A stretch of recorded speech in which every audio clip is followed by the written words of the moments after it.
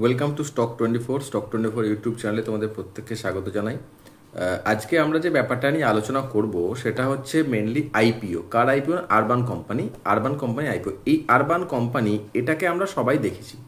মোটামুটি যারা শহরাঞ্চলে থাকে, যারা গ্রামাঞ্চলে থাকে তারা যদি নাও দেখে থাকে, যারা শহরাঞ্চলে থাকে তারা অবশ্যই আরবান কোম্পানি দেখেছে। এই কোম্পানি না থাকলে এই লোগোটা অবশ্যই দেখেছে ইউসি বলে। অ্যাকচুয়ালি আরবান কোম্পানি করেটা কি আমি আগে সেটার এখানে তো আমি বলেছি কি করে, তার আগে আমি একটু ডিটেলসে বলি। আরবান কোম্পানি হচ্ছে এমন একটা কোম্পানি যারা অ্যাপ বেসড কোম্পানি। এরা বাড়ির সমস্ত কাজ, এসি রিপেয়ার থেকে আরম্ভ করে বাথরুম পরিষ্কার সমস্ত কাজ এদেরকে দিয়ে করানো যায়। মানে আমরা অ্যাপে যেমন ক্যাব বুক করি সেরকম আরবান কোম্পানিতে আমি সার্ভিস বুক করলাম। ধরো আমার বাড়ির ফ্রিজটা খারাপ হয়ে গেছে, দেন আমি আরবান কোম্পানিতে সার্ভিস বুক করলাম, ওখানকার লোক এসে আমার এটা করে দেবে। তো এই আরবান কোম্পানি গ্রোথ পোটেন্সিয়াল কেমন, খুব শর্ট করে যদি বলতে হয় তাহলে হচ্ছে যে এখনকার যে ফ্ল্যাট কালচার শুরু হয়েছে, যেখানে অনেক বড় বড় হাই রাইজ, যেখানে যারা মানুষজন আসছে তারা একে অপরের সঙ্গে পরিচিত নয়, সেই জায়গায় দাঁড়িয়ে আগেকার মতো পাড়া কালচার আর নেই। মানে আমার বাড়িতে ফ্রিজ খারাপ হলো বা এসি খারাপ হলো, আমি পাড়ার যে হারুদা বা জগাদা থাকে আমি ডাকলাম, ডেকে বললাম যে আমার এরকম ফ্রিজটা খারাপ হয়েছে, আমাকে একটু করে দাও। সেই সিস্টেম কিন্তু এখন আর নেই। কারণ এখন যদি আমরা বড় শহরে যাই বা বড় বড় ফ্ল্যাটগুলোয় যাই, সেখানে দেখবো যে একে অপরের সঙ্গে খুব একটা পরিচয় নেই। কাজেই তাদের যদি কোনো প্রয়োজন হয় তারা ডেফিনেটলি আরবান কোম্পানি বা এই ধরনের অ্যাপ বেসড সার্ভিস যারা প্রোভাইড করে তাদের উপরই অনেকটা নির্ভরশীল। কাজেই আমরা যত উন্নত হব, আমরা যত আরও বেশি ফ্ল্যাট কালচার বাড়বে, আরও বেশি নিউক্লিয়ার ফ্যামিলির সংখ্যা বাড়বে, তত কিন্তু এই আরবান কোম্পানির মতো যে কোম্পানিগুলো আছে এদের কিন্তু গ্রোথ প্রজেক্ট বাড়বে। ঠিক আছে, এই নিয়ে কিন্তু কোনো সন্দেহ নেই। এখন আমি যদি আসি যে আরবান কোম্পানি আসল কাজ এখানে অ্যাপ বেসড, আমি বললাম এই কোম্পানি আগের নাম ছিল আরবান ক্ল্যাব। এটা on demand home service platform, simple আমি যেটা বললাম। এবারে দেখো এই সমস্ত কাজগুলো করা যায়। এখন হচ্ছে যে আরবান কোম্পানি কোথায় কোথায় ব্যবসা করে, শুধুমাত্র ইন্ডিয়াতেই করে না, তার সাথে মিডল ইস্টে ব্যবসা করে, সাউথ ইস্ট এশিয়াতে ব্যবসা করে। মানে এটা কিন্তু শুধুমাত্র ইন্ডিয়া নয়, প্যান ইন্ডিয়া একটা সার্ভিস প্রোভাইড করে। এটা ইন্ডিয়ার বাইরে অনেক জায়গায় সার্ভিস প্রোভাইড করছে। এখন প্রশ্ন হচ্ছে আইপিও নিয়ে আসছে। এখন যারা এটা সম্পর্কে ওয়াকিবহাল, যারা আইপিও বা এই সমস্ত ব্যাপারগুলো নিয়ে ওয়াকিবহাল তারা জানে, যারা জানে না তাদেরকে বলে রাখি যে আইপিও হচ্ছে ইনিশিয়াল পাবলিক অফারিং। মানে কোনো স্টক যখন বা কোনো কোম্পানি যখন তার স্টক বা তার স্টেককে যখন পাবলিকের মধ্যে বিলিয়ে দেয়, অর্থাৎ সেই কোম্পানিটা যখন পাবলিকলি লিস্টিং হওয়ার আগে আসে, তখন থেকে বলে আইপিও। এটা প্রাইমারি মার্কেটে আসে। ঠিক আছে, তো আইপিওর মাধ্যমে কি করে কোম্পানি টাকা তোলে। মানে সাপোজ ধরো আমার একটা কোম্পানির 100টা শেয়ার আছে, ঠিক আছে, এই 100টা শেয়ারকে আমি 100 জনের মধ্যে ভাগ করে দিলাম, প্রত্যেক কাছ থেকে 1 টাকা করে নিলাম। তার মানে এই 100টা শেয়ার হয়ে গেল। এই 100টা শেয়ার মানে হচ্ছে 100 জন কোম্পানির মালিক হয়ে গেল, কিন্তু তাদের স্টেক এত ছোট যে তারা কখনোই ডিসিশন মেকিংয়ে হেল্প করতে পারে না। ক্লিয়ার? That is IPO. এবার আইপিও আসছে, আইপিও আসার জন্য যেটা দরকার, আইপিওর খুঁটিনাটি ব্যাপারটা এটা খুব ইম্পর্টেন্ট। ইস্যু প্রাইস 1900 কোটি টাকার আইপিও আসছে, মানে 1900 কোটি টাকা মার্কেট থেকে তুলবে আরবান কোম্পানি। 1900 কোটি টাকা মার্কেট থেকে কিন্তু কোম্পানি তুলবে। এর মধ্যে ফ্রেশ ইস্যু আছে আর অফার ফর সেল আছে। ফ্রেশ ইস্যু মানে হচ্ছে যে এর মধ্যে কতগুলো শেয়ার আছে যেটা কোম্পানি নিজের ঘর থেকে দিচ্ছে, আর কতগুলো শেয়ার আছে যেটা অলরেডি যারা কোম্পানিতে ইনভেস্ট করেছিল তারা তাদের শেয়ার বিক্রি করে দিচ্ছে। সাপোজ আমি যদি সিম্পল করে বলি, সাপোজ আজকে আমার কাছে আমি একটা কোম্পানি ফর্ম করলাম, ঠিক আছে, এবার আমার কাছে হয়তো সাপোজ 10 লাখ টাকা লাগবে, আমার কাছে 2 লাখ টাকা আছে, তাহলে বাকি যে 8 লাখ টাকা সেটা আমি কার কাছে নেব? হয়তো আমার 4 বন্ধু আছে, 4 বন্ধুর কাছে আমি 2 লাখ টাকা করে নিলাম, ঠিক আছে, তাহলে 4 বন্ধু 2 লাখ টাকা করে দিল, প্লাস আমার 2 লাখ টাকা, টোটাল 10 লাখ টাকা হলো। তাহলে আমার কোম্পানির মালিক শুধু আমি নই, ওই 4 বন্ধুও কিন্তু মালিক হয়ে গেল। এইবারে আমি যখন কোম্পানিটা মার্কেটে লিস্ট করতে যাব, তখন হয়তো কোম্পানি আমার, ধরো কোম্পানি যখন বড় হয়ে গেছে, ধরো আমি মার্কেট থেকে 20 লক্ষ টাকা তুলবো। এই যে 20 লক্ষ টাকা তুলবো, এই 20 লক্ষ টাকার মধ্যে ধরো 5 লক্ষ টাকা হলে ফ্রেশ ইস্যু। ফ্রেশ ইস্যু মানে হচ্ছে 5 লক্ষ টাকা যেটা তুলবো সেটা আমার কোম্পানির থাকবে, কোম্পানির অ্যাকাউন্টে আসবে, আমার যে কোম্পানির অ্যাকাউন্টে সেখানে আসবে। আর বাকি যে 15 লক্ষ টাকা এটা ধরো অফার ফর সেল। এই অফার ফর সেল মানে হচ্ছে যে আমার যে 4 বন্ধু ছিল না, ইনক্লুডিং মি, আমি নিয়েও, আমার 4 বন্ধু প্লাস আমি, আমার তো একটা কোম্পানির একটা ভাগ আছে, অংশীদার আছে, তারা যদি তাদের অংশীদারিত্ব বেচে দেয়, তাহলে এই 15 লক্ষ টাকা তাদের ঘরে যাবে। মানে সাপোজ এই বন্ধুটা তার যে স্টেক তার 50% বিক্রি করে দিল, ঠিক আছে, তাহলে এর যদি 50% বিক্রি করে, তাহলে এখানে কজন আছে? টোটাল 5 জন। তাহলে 5 জন, এই যে 15 লক্ষ টাকাটা এর অফার ফর সেল, মানে এই 15 লক্ষ টাকাটা যেটা উঠবে সেটা এই 5 জনের যে শেয়ার সেখানকে ভাগ হবে। কোম্পানির ফান্ডে যাবে না। ক্লিয়ার? তাহলে এই 15 লক্ষ টাকা এই 5 জনের মধ্যে যদি ভাগ হয় তাহলে প্রত্যেকে 3 লক্ষ টাকা করে পাবে। বোঝা গেছে? তাহলে এই বন্ধুটা, সাপোজ আমার একটা বন্ধু কি বললাম 50% তার স্টেক বেচে দিল, তাহলে এই যে 3 লক্ষ টাকা তার ভাগের পাওয়ার কথা, তার 50% মানে 1.5 লক্ষ টাকাও নিজে পেয়ে গেল। তাহলে এই কোম্পানিতে ওর অংশীদারিত্ব কিছুটা কমে গেল, কিন্তু উল্টে এ কিন্তু 1.5 লক্ষ টাকা তার পকেটে ঢুকিয়ে ফেললো। বোঝা গেছে?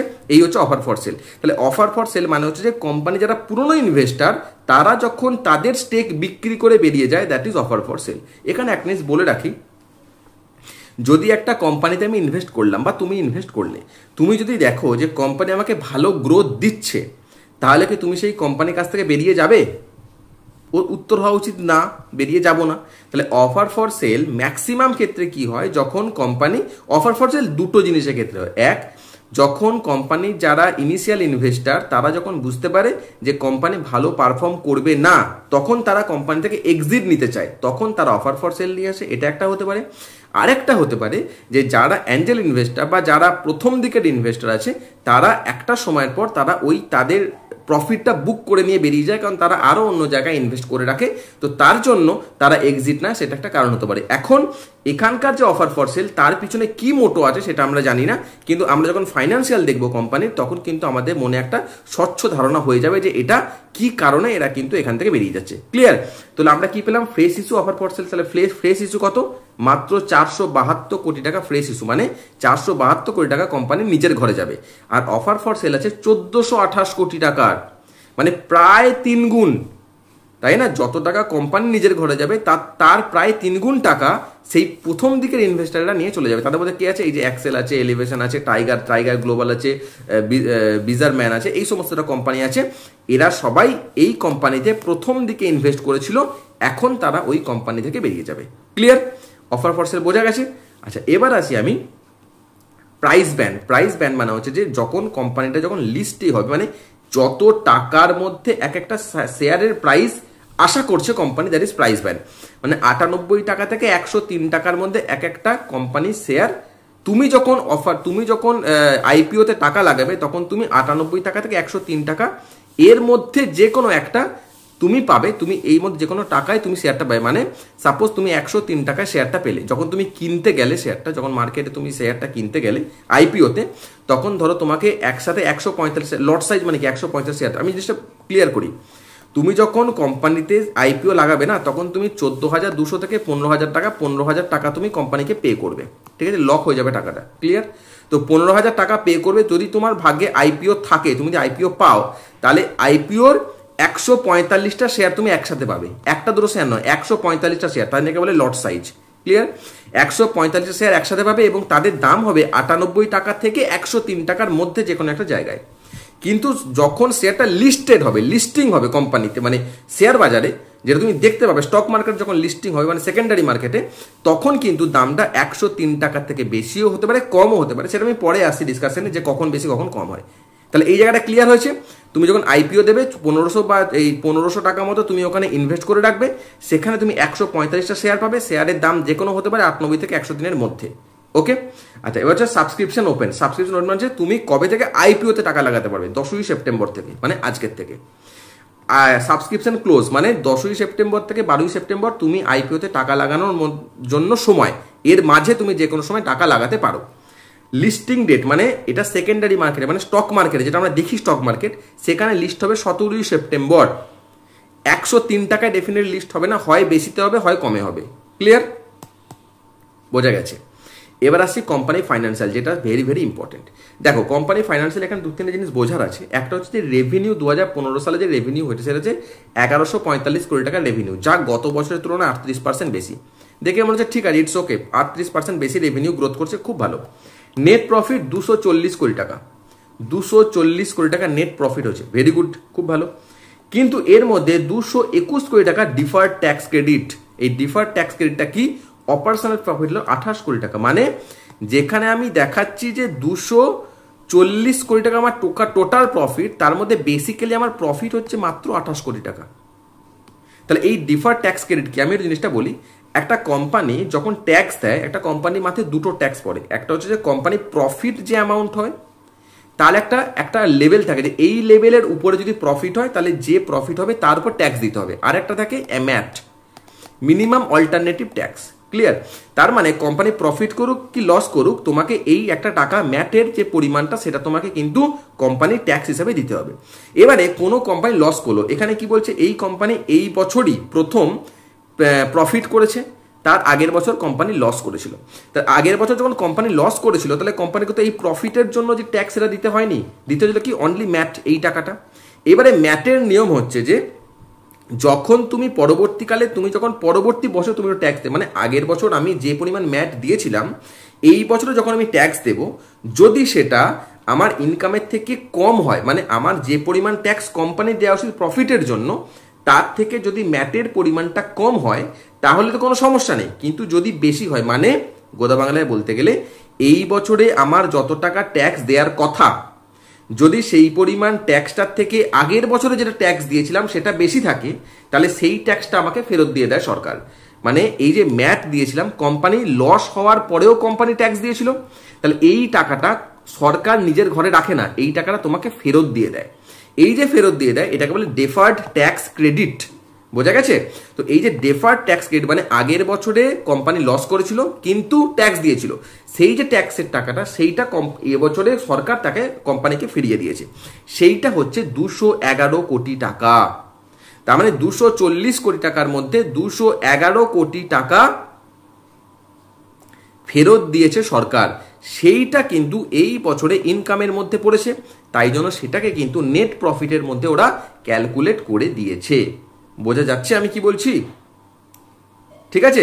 আচ্ছা, অনেকে মনে হতে পারে যে 240 আর 28 যোগ করলে তো 8, 4 আর 2 6, 268 কোটি টাকা হচ্ছে, এখানে বলছে 240 কোটি টাকা, তাহলে কি হলো কেসটা? এখানে আরো অ্যাডজাস্টমেন্ট থাকে, ঠিক আছে, তো সেগুলোকে আমি এখানে বলছি না। বোঝা গেছে? তো সেখানে আরো অ্যাডজাস্টমেন্ট থাকে। তো তুমি মোটামুটি ধরে নাও 211 কোটি টাকা ডিফার্ড ট্যাক্স করে 28 কোটি টাকার মতো only operational tax, operational profit হয়েছে। ক্লিয়ার? তাহলে প্রফিট কিন্তু মোটেও 240 কোটি নয়, মাত্র 28 কোটি। ক্লিয়ার? চলো এবার আছে ডিফার্ড ট্যাক্স ক্রেডিট মানে কি, এটা একটু পড়ে নেবে। আচ্ছা, তোমাদের বলে রাখি, তোমরা যদি এই পিডিএফটা চাও পরিষ্কার পরিচ্ছন্ন ডেফিনেটলি, তাহলে তোমরা আমাকে বলবে, বা আমার ইউটিউব যে চ্যানেল আছে এখানে দেখবে তোমাদের আমার ফেসবুক যে গ্রুপ আছে তার লিঙ্ক দেওয়া আছে, বা আমার হোয়াটসঅ্যাপ যে চ্যানেল আছে বা হোয়াটসঅ্যাপ যে গ্রুপ আছে সেখানেও তার লিঙ্ক আমরা দিয়ে দেবো। তো সেই লিঙ্কে তোমরা যদি জয়েন করো তাহলে আমরা কিন্তু এখানে এই পিডিএফটা তোমাদেরকে দিয়ে দেবো। এবং আরেকটা ইম্পর্টেন্ট কথা, সেটা হচ্ছে যে যদি তোমরা পিডিএফটা নিতে চাও তাহলে তোমরা ডেফিনেটলি কমেন্ট করে পিডিএফ এই কমেন্টটা তোমরা ডেফিনেটলি করে দেবে। যদি দেখি যে ঠিকঠাক পরিমাণ কমেন্ট আসছে আমি ডেফিনেটলি গ্রুপে এটা দিয়ে দেবো। ওকে, চলো এবার আমরা দেখি যে আইপিও কোথায় খরচ হবে। আইপিও যে টাকাটা, আমি আইপিওতে কি বলেছি, একটা টাকা কোম্পানির ঘরে যাবে, আর টাকা কি যাবে, অফার ফর সেল, মানে যারা কোম্পানিতে আগে ইনভেস্ট করেছিল তাদের কাছে যাবে। তা এই যে কোম্পানির কাছে যে টাকাটা যাবে সেটা কোথায় তারা খরচ করবে, ঠিক আছে। সেখানে কি বলে দেখো, ফ্রেশ ইস্যু পাওয়া টাকা দিয়ে ওরা কি করবে, নতুন কাস্টমার আনতে সাহায্য করবে বা মার্কেটিংয়ে মানে খরচ করবে। আর যা টেকনোলজিতে সাহায্য করবে, এআই আর অ্যাপ ইমপ্রুভমেন্ট, এআই এর ক্ষেত্রে বা অ্যাপটার ইমপ্রুভমেন্ট করার জন্য কাজে লাগবে। আর কিছু লোন যেটা কোম্পানির উপর আছে সেটাকে রিপে করার জন্য এটা কাজে লাগাবে। তাহলে এই যে এটাও ইম্পর্টেন্ট যে কোম্পানি যে টাকাটা তোমার কাছ থেকে নিচ্ছে সেটা কোথায় কাজে লাগাবে। এবার আসছি কোম্পানি ভালো দিক কি কি আছে। দেখো, আমি প্রথমেই বলেছি কোম্পানি একটা স্ট্রং একটা মানে কি বলবো একটা ব্র্যান্ড ভ্যালু আছে। কারণ আমরা আরবান কোম্পানি, আমাদের বাড়ির যে কোনো জায়গায় আটকালেই আমরা একটাই নাম জানি, আরবান কোম্পানি, অন্য কোনো জিনিস কিন্তু আমরা জানি না। দেখো, ইন্ডিয়াতে হোম সার্ভিসের নাম্বার 1 প্লেয়ার, একদম তাই, কোনো এটা নিয়ে ডাউট নেই, ঠিক আছে। Huge growth potential. কেন গ্রোথ পোটেন্সিয়াল আমি প্রথমেই বলেছি যে আমাদের যে সিস্টেম চলছে, যেখানে নিউক্লিয়ার ফ্যামিলি যত বাড়বে তত কিন্তু এই আরবান কোম্পানির মতো কোম্পানিগুলো কিন্তু আরো বেশি গ্রোথ হবে, ঠিক আছে। রেভিনিউ প্রতি বছর 38% ইয়ার অন ইয়ার গ্রোথ করছে। এটা আমি খুব একটা গুরুত্ব দেব না, কারণ এখানে সদ্য ছোট কোম্পানি, এদের এখনো প্রতি বছর গ্রোথের কোনো সিস্টেম কিন্তু এখনো অব্দি ঠিকঠাকভাবে ডেভেলপ করেনি। দেখো, বিগ অ্যাঙ্কার ইনভেস্টার, এইটা খুব ইম্পর্টেন্ট। অ্যাঙ্কার ইনভেস্টার মানে হচ্ছে যে যারা কোম্পানিতে প্রথমে ইনভেস্ট করেছিল, ঠিক আছে, তাদের মধ্যে এত বড় বড় সব নাম আছে। তোমরা এই নামগুলো একটুখানি ভালো করে সার্চ করবে গুগলে, তাহলে তুমি বুঝতে পারবে যে এই নামগুলো কতটা বড় কোম্পানি। এরা কি করে, এরা প্রথমে কোম্পানিকে দেখে, কোম্পানি কি বিজনেস করছে, তার বিজনেস মডেল কি, সেটা দেখে তারা কোম্পানিতে টাকা লাগায়, কাজেই তাদের বিজনেস সম্পর্কে সমাজ আমাদের থেকে অনেক বেশি। কাজেই তারা যখন এত বড় বড় নাম যখন এখানে আসে, তাহলে এটা কিন্তু একটা ভরসা দেয় যে না, কোম্পানির বিজনেস মডেল যেটা আছে সেটা ভবিষ্যতে গ্রো করতে পারে। ঠিক আছে, ব্র্যান্ড ভ্যালু স্ট্রং, আমি প্রথমেই বললাম urban company is a huge brand. ঠিক আছে, তো এগুলো কিন্তু এর যথেষ্ট ভালো দিক। এবার খারাপ দিকই কি আছে দেখো, প্রথমে খারাপ দিক হচ্ছে প্রফিট বিশাল দেখালেও সেখানে মেন হচ্ছে ট্যাক্স ক্রেডিটের প্রফিট। এটা কিন্তু কোম্পানি একদম ভালো করেনি। বিশাল প্রফিট দেখাচ্ছে, কিন্তু তার মধ্যে ভিতরে গিয়ে দেখা যাচ্ছে যে ম্যাক্সিমাম প্রফিটটা কিন্তু ট্যাক্স ক্রেডিট থেকে, যেটা কিন্তু কোম্পানির ইয়েকে বোঝায় না, মানে কোম্পানির কি বলবো গ্রোথ পোটেন্সিয়ালকে কিন্তু একদম বোঝায় না। আইপিওতে বেশি টাকা ওএফএস থেকে আসছে, মানে আমি এটা বললাম যে OFS on offer for sale, মানে এটা কিন্তু কোম্পানি কাজে লাগে না, এটা যারা কোম্পানি ইনভেস্ট তাদের কাজে লাগে। তাহলে ওএফএস থেকে বেশি টাকা আসা ন্যাচারালি ধরা হয় যে কোম্পানির ক্ষেত্রে কোম্পানির গ্রোথ পোটেন্সিয়াল কম, তারা চাইছে না, ইনভেস্টাররা চাইছে না যে কোম্পানি বেশি দিন স্টে করতে। দেখো সার্ভিস বিজনেসে কম্পিটিশন খুব বেশি, অনেক সময় কাস্টমার প্রফেশনালকে অ্যাপ দিয়ে ডিরেক্ট ডাকতে পারে বা প্ল্যাটনা, এটা হয়, এটা সিম্পল ব্যাপার। ধরো আমি তোমাকে একটা আমার বাস্তব উদাহরণ দিচ্ছি। আমি একবার আরবান কোম্পানি থেকে আমাদের যে ফ্ল্যাট আছে ওখানে বাথরুম পরিষ্কার করিয়েছিলাম। ঠিক আছে, তো ওরা নিয়েছিল 700 টাকা, তো 700 টাকা নিল। এবার ওরা আমাকে এসে বললো কি যে স্যার আপনি যদি পরের বার করতে চান তো আপনি কাইন্ডলি অ্যাপ থেকে বুক করবেন না, আমার নাম্বারটা নিয়ে যান, আপনি স্যার আমাকে করে দেবেন, আমি আপনাকে 500 টাকায় করে দেবো। কারণ কোম্পানি আমার কাছে 300 থেকে 400 টাকা আমার কাছে কমিশন কেটে নেয়। এবারে দেখো ওই যে ভদ্রলোক 700 টাকা নিচ্ছে, সেই যদি 300 টাকা তার কমিশন কেটে নেয়, সে পাচ্ছে 400 টাকা, মেশিন তার, সার্ভিস তার, সব কিছু চার্জ, সে পাচ্ছে 400 টাকা। এবার আমি তোকে ডিরেক্টলি ফোন করি, ও আমাকে 500 টাকায় করে দেবে, তাহলে এখানে আমিও প্রফিটেবল, আমার 700 দিতে হলো না 500 দিতে হলো, এই ভদ্রলোকে 400 পেলো না 500 পেলো। তার মানে এর ফলে কি হচ্ছে যে কোম্পানি অ্যাডভার্টাইজমেন্ট করে যে বেসটা, ক্লায়েন্ট বেসটা বানাচ্ছে, সেই ক্লায়েন্ট বেসটা কোম্পানি যারা প্রফেশনাল আছে তারা কিন্তু সেই ক্লায়েন্ট বেসটাকে কিন্তু অনেকটা হাতিয়ে নিচ্ছে বা নিয়ে নিচ্ছে। এটা কিন্তু একটা লুফলস এই ধরনের কোম্পানিগুলোর ক্ষেত্রে। এটা র্যাপিডোলাতেও তুমি দেখতে পাবে, কিন্তু এটা মনে হয় না যে লং রানে খুব বেশি এফেক্টিভ হবে। কারণ সবাই চেষ্টা করবে, ওই লোকটার ফোন নাম্বার ডেফিনেটলি সবাই নিয়ে রাখবে না, কারণ ওই জায়গায় ধরো ওই লোকটা নেই আর অন্য কোনো কাজ করছে। তো এটা ঠিক আছে, এটা একটা ড্রব্যাক বটে, বাট বিরাট কিছু বড় ড্রব্যাক নয়। ঠিক আছে, এবার দেখো ওয়ার্কার নিয়ে কাজ করছে, এখানে ধরো মেশিন নিয়ে কাজ হলো, মানুষ নিয়ে কাজ। এবার মানুষ নিয়ে যখন কাজ হবে সেখানে ধরো অনেক রেগুলেশনস থাকবে, লেবার ল থাকবে। ঠিক আছে, নতুন করে চেঞ্জ হচ্ছে বা তাদের যদি মিনিমাম ওয়েজেসের কোনো রুলস আছে, তো সেই সমস্ত ক্ষেত্রে কিন্তু কোম্পানি থেকে খারাপ প্রভাব কিন্তু একটা পড়ার সম্ভাবনা থেকে যাচ্ছে। ঠিক আছে, এবার আমি আসি আইপিওর ভার্ডিক্ট কি বলছি, যে আইপিও কি কেনা উচিত কি কেনা উচিত না। দেখো শর্ট টার্ম ইনভেস্টার যারা আছে তাদের কিন্তু জিএমআর মানে হচ্ছে যে গ্রে মার্কেট প্রাইস, মানে হচ্ছে যে গ্রে মার্কেট প্রিমিয়াম, মানে হচ্ছে যে স্টকটা আইপিওতে আসার আগে তার আগেও কিন্তু এর ট্রেড হয়। ঠিক আছে, তো সেই ট্রেডে দেখতে পাচ্ছি 25 থেকে 30% একটা আপ মুভ দেখতে পাচ্ছি। মানে এই যে ধরো 103 টাকা সামথিং দেখলাম, হয়তো 103 টাকা দাম দেখলাম, তো 103 টাকার 30%, মানে মোটামুটি ধরো 30 টাকা 32 টাকা এর সাথে যুক্ত হয়ে যখন লিস্টিং হবে তখন কিন্তু আসবে। মানে তুমি ধরে নাও 135 বা 136 টাকায় লিস্টিং এর সময় প্রাইস আসবে। মানে তুমি যখন স্টকটা কিনবে, তুমি যদি 103 টাকায় স্টকটা কেনো, তাহলে যেদিন লিস্ট হবে, অর্থাৎ যেদিনকে 17 তারিখে লিস্ট হবে, তো 17 তারিখে তুমি স্টকটা যখন মার্কেটে আসবে তখন তার দাম হবে 135 থেকে 136 টাকা। তাহলে তুমি যদি ওই দিনকে স্টকটা বিক্রি করে দাও, তাহলে পার স্টক তুমি 32-33 টাকা প্রফিট পেয়ে গেলে খুব সহজে, প্রায় 25 থেকে 30% প্রফিট তুমি ওই দিনকেই 5-7 দিনে ধরে রাখার ক্ষেত্রেই পেয়ে গেলে। That is GMR. এই জিএমআরটা ভ্যারি করে, এটাকে বিশাল কিছু গুরুত্ব দেওয়ার দরকার নেই। তবে ন্যাচারালি যেটা হয়, এই যে জিএমআরটা থাকে, জিএমআরটা দিয়ে বোঝা যায় যে কোম্পানি কতটা ভালোভাবে লিস্টিং হবে। সবসময় যে মেলে তাও নয়, কিন্তু ম্যাক্সিমাম ক্ষেত্রে জিএমআর যত বেশি হয় তত ভালোভাবে এটা লিস্টিং হয়। অনেক ক্ষেত্রে 100-150% হয়। মানে তুমি হয়তো 103 টাকায় কিনে হয়তো তুমি 206 টাকা 207 টাকায় তুমি হয়তো স্টকটা বিক্রি করতে পারবে প্রথম দিনকেই, লিস্টিং এর দিনে। ক্লিয়ার? এবার হচ্ছে লং টার্মের জন্য। দেখো লং টার্মের জন্য বিজনেস মডেল স্ট্রং, ডেফিনেটলি কোনো সন্দেহ নেই। স্টেবল প্রফিট দেখাতে পারেনি, বিজনেস মডেল স্ট্রং হওয়া সত্ত্বেও স্টেবল প্রফিট দেখাতে পারেনি। আমি এখানে একটা উদাহরণ দিই, যে কুইক কমার্স যখন কিন্তু প্রথম মার্কেটে আসে তখন কিন্তু ডেফিনেটলি প্রত্যেকটা কোম্পানি কিন্তু লস মেকিং ছিল, কিন্তু আজকের দিনে দাঁড়িয়ে কিন্তু কুইক কমার্স দেখিয়ে দিয়েছে যে প্রফিট মেক করা যায়। আমার মনে হয় যে এই ধরনের কোম্পানির ক্ষেত্রেও কিন্তু, মানে আরবান কোম্পানির ক্ষেত্রেও কিন্তু এরকম একটা পসিবিলিটি আছে যে কোম্পানি এখন লস মেকিং হলেও কিন্তু ধীরে ধীরে প্রফিট মেকিংয়ের দিকে যেতে পারে, এবং সেই পসিবিলিটি কিন্তু আছে। লং টার্মের জন্য কিন্তু ঝুঁকি হতে পারে, অবশ্যই সেফ সাইডের জন্য কিন্তু এটাকে এখন এড়িয়ে চলা উচিত। কারণ ওই কোম্পানি মার্কেটে লিস্টেড হয়ে গেলে তোমার কাছে টাকাও থাকছে, কোম্পানিও থাকছে, যদি দেখো যে গ্রোথ পটেনশিয়াল ভালো, তুমি তখন ইনভেস্ট করে দেবে, কোনো সমস্যা নেই। কিন্তু এখন ইনভেস্ট করলে তোমার যেমন প্রফিটের পসিবিলিটি থাকছে, সেরকম কিন্তু লসেরও একটা পসিবিলিটি থেকেই যাচ্ছে। ঠিক আছে, তাহলে এক কথায় বলতে গেলে রিস্ক নিতে পারলে স্মল বেট ওকে, বিশাল টাকা নয়, একটা বা দুটো লট কিনতে পারো। কিন্তু তুমি যদি রিস্ক অ্যাভয়েড করতে যাও তাহলে স্কিপ করতে হবে, স্কিপটাই বেটার। ঠিক আছে, তুমি এক লাইনে বলো তাহলে আরবান কোম্পানি আইপিও এক্সাইটিং, কোনো সমস্যা নেই, ব্র্যান্ড বড়, কোনো সমস্যা নেই, গ্রোথ আছে এবং গ্রোথ পোটেন্সিয়ালও আছে, কিন্তু এখনো পর্যন্ত লাভ কামাতে পারেনি, এটা একটা ইম্পর্টেন্ট পয়েন্ট। ওএফএস খুব বড় পরিমাণে, এটা একটা ইম্পর্টেন্ট পয়েন্ট। কাজেই ইনভেস্ট করার সময় একটু সাবধানে ইনভেস্ট করা উচিত, কারণ এর ফিউচার কিন্তু এখনো টেস্টেড নয়। তুমি বেট নিতে পারো, কিন্তু তুমি শিওরলি বলতে পারবে না যে এর ফিউচার খুব ভালো হবে। ক্লিয়ার? তো এই ছিল মোটামুটি আজকের আইপিওর একটা ছোট্ট ডিসকাশন। তোমাদের কেমন লাগলো অবশ্যই জানাবে, কমেন্ট করবে। চলো আজকের মতো এটুকুই।